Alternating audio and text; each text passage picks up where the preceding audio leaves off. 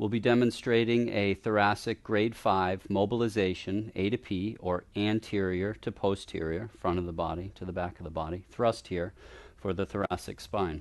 Okay, we've found a patient that has been stuck in a kyphotic or flexed position here, and we're helping to assist them to teach their spine how to extend.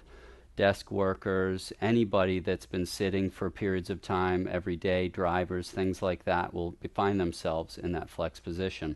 And this really helps to open up the spine there, which will get more movement.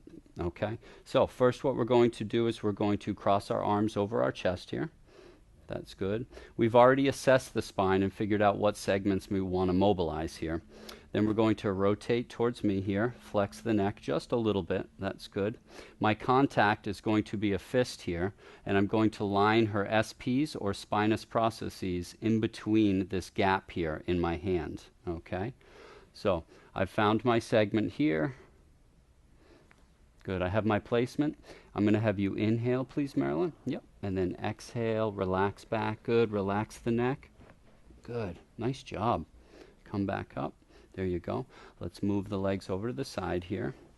Sometimes we'll hear an audible release like we did there. Sometimes we won't. But either way, we want to get those segments to move. Once again, that's the grade 5 thoracic mobilization or chiropractic adjustment, A to P.